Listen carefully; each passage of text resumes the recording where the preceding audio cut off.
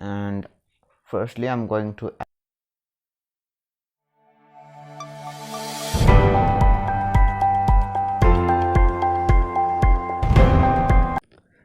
Hello friends, it's me Anmol Samsuhang and welcome back to ARS Biologicals. So today's topic is about how to culture algae for observing it under the microscope. So before we get started, I want to remind you that if you haven't subscribed to my channel, please subscribe it and please don't miss my updates. So let's get started. So friends, microscopy is not only about sitting in one place and observing things under it, but it's also about walking to distant places, to water-lodged places to collect water samples, maybe to some forest areas to collect rotten woods, rotten materials. Yes. So during some seasons like monsoon, it rains very heavily, so you can't walk around your house at that time. So if you have already cultured some things, just like this algae which I have cultured in this jar. So this is the algae which I previously shown in my video about eutrophication. So eutrophication is simply and condition in which nutrient and minerals in local water bodies or water area is enriched with minerals and nutrients. So at that time when the nutrients and minerals are enriched, they can be very essential for the growth of organisms, mainly like algae, moss, some kelps, some sea, we can say aquatic plants, and which mainly includes this eutrophication mainly affects moss only. So what you have to do in the following process is just to make eutrophication occur in a small jar like this. So let's get started. So friends, to culture algae in a jar, you're going to need some pond water. So I've used pond water. This is a natural pond water. So friends, I suggest you that you should not use tap water, because some tap waters contain chlorine, which is very harmful for the microorganisms and which will eventually kill those microorganisms. So this is just pond water, or if your tap water is non-chlorinated, you can use it. So the second thing which I'm using is a fertilizer. So actually this fertilizer was a powder, but I mixed it up with some distilled water and I got this kind of solution. So this fertilizer was named disodium octaborate tetrahydrate, and you're going to need an empty jar like this. This is actually a pickle jar. You can use any kind of small jars. So I've used moss. This is actually an aquatic moss. This is not the moss which grows on the surface of the rocks or hewn rotten wood. So I'm going to use this algae water because I need some microorganisms which would be there to present its offspring. So an experiment by Louis Pasteur was carried out, and he concluded in that experiment that new organisms will appear when only some existing organisms are present. That means life needs life. That means life is only produced by life. So I'm going to take a jar. I'm going to fill it with the pond water.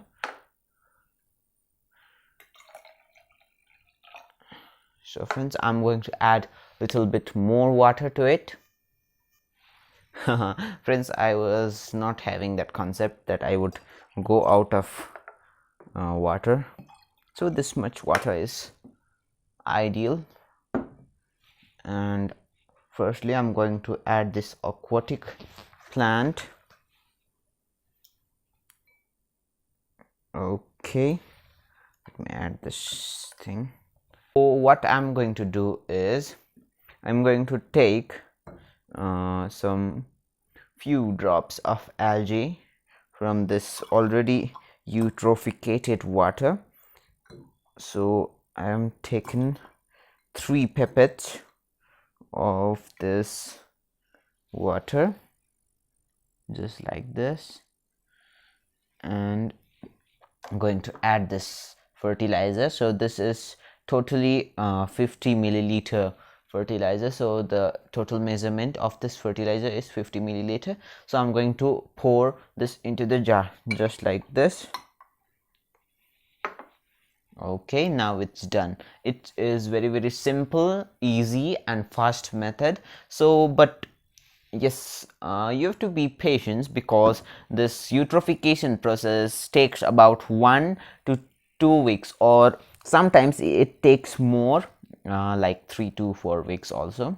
So after waiting or after being patient for that amount of time, so you're going to end up like this, with this kind of case. So as you all can see, friends, this is very greenish, and I have been using this algae on this grass, on this jar, sorry, for about 2 months. So this algae is about 2 months old. Yes, I have shown it in that video of eutrophication also, but I had already prepared this jar 2 months ago.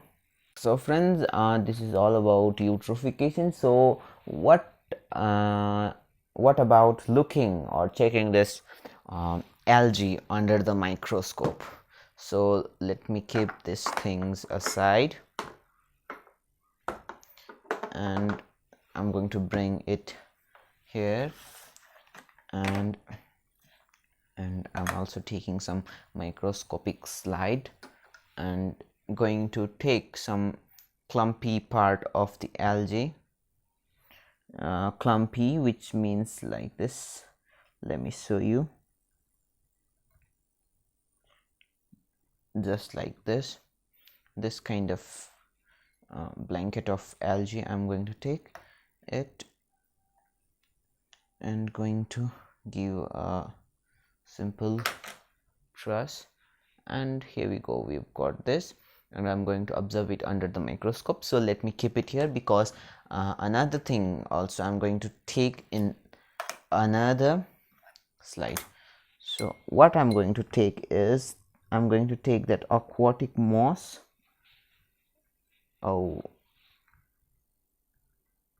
Aquatic moss, and I'm going to place it on the microscope slide. So let's see how it looks like. So friends, this is what we've got in the first site. So there are tons of algae colonies, there are tons of individual algae. It's like a village, no, it's like a town of algae. And friends, as you all can see over there, that is an water mite, and very common arthropod found in water. Maybe the EC is stuck over there. So friends, let me switch the magnification to little bit.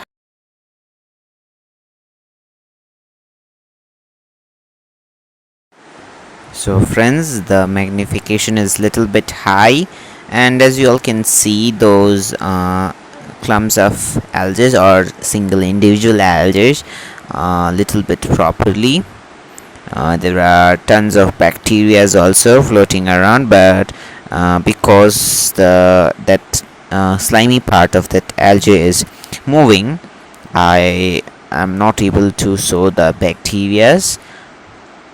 So friends, this is a moss. Yes, this is that aquatic moss, and this bubbles, as you all can see, they are the oxygen bubbles which are produced during photosynthesis. So yes, these bubbles are not